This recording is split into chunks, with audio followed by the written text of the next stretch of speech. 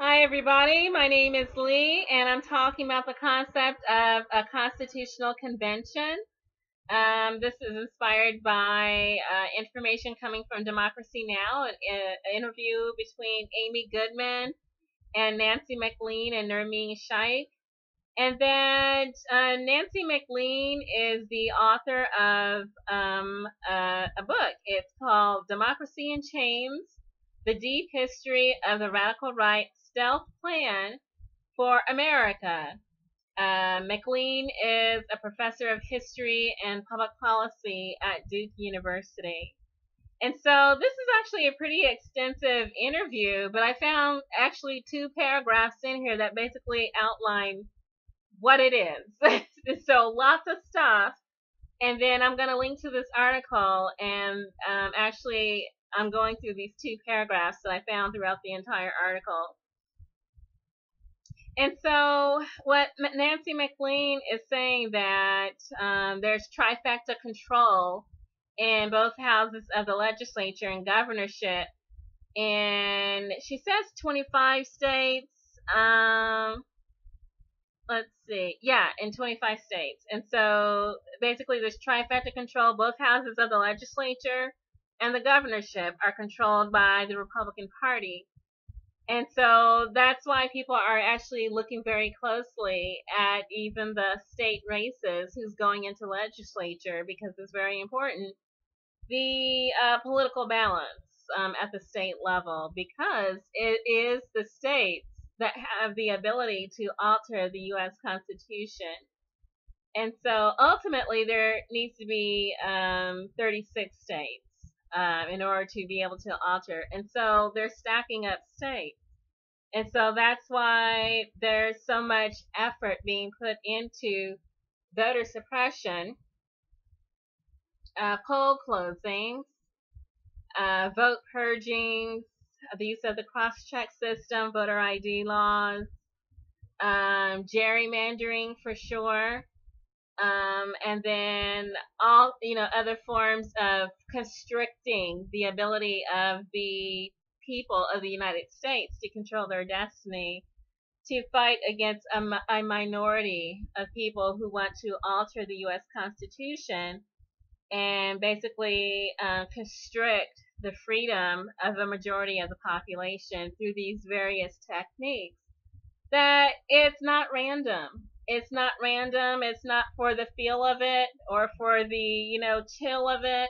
That it's actually, there's an end goal. And this is what Nancy MacLean is concluding, that it is an end goal to alter the United States Constitution. And so she goes through it. She says the big bang of the project is, of course, the Constitution. They want a constitutional convention. She says that they have 28 states that have actually called for a constitutional convention, and they just need 6 more. And so she's saying that this is a need there's a need to recognize where we are right now in terms of altering this document that is ultimately the law of the land. And that there's a plan to get those 6 states by doing very aggressive right to work laws in order to undermine the unions, and that there is a specific goal for that, because the unions are normally very pro-labor, pro-worker rights. They're pro-democracy, and they're very active in defending democracy. And that also they're attacking public education, because public school teachers have been important forces for education about democracy. The gerrymandering, the voter suppression, all of these efforts are part of a design, a systematic, specific design that's, again, not random. It's very specific to suppress the popular vote and the popular voice.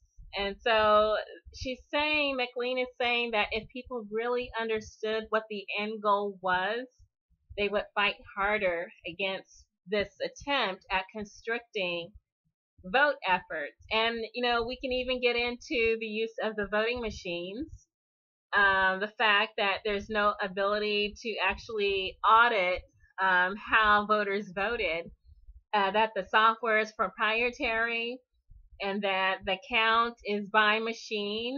There's no paper ballots, there's no hand counting. And we saw with this past election that there was even an effort to cancel exit polling in order to conceal and hide any discrepancy. And so basically, it's a roll of the dice, almost like using a slot machine in Vegas when you go to vote. And so that's part of the effort. She doesn't mention that, but I'm mentioning it myself, that the use of the voter machines. And that since we've been using the vote machines, we've seen an even harder acceleration towards right-wing ideology becoming policy. And so she's saying that people, if they knew what was really happening, that they would resist even harder. They would oppose, they would try to stop it, the same way that they're addressing the healthcare, and that there's a need for people to respond.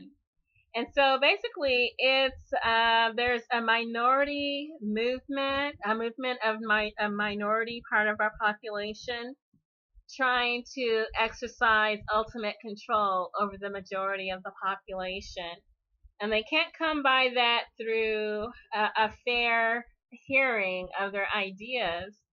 And so they're coming at it this way. If you can imagine the 13 senators that were so secretive regarding this health care bill, not trying to hold hearings, not trying to have town halls, not trying to involve a greater number of the Senate in the writing of the bill, this minority of the senators, the 13 senators, went off and tried to craft this and then ram it through the Congress for a vote.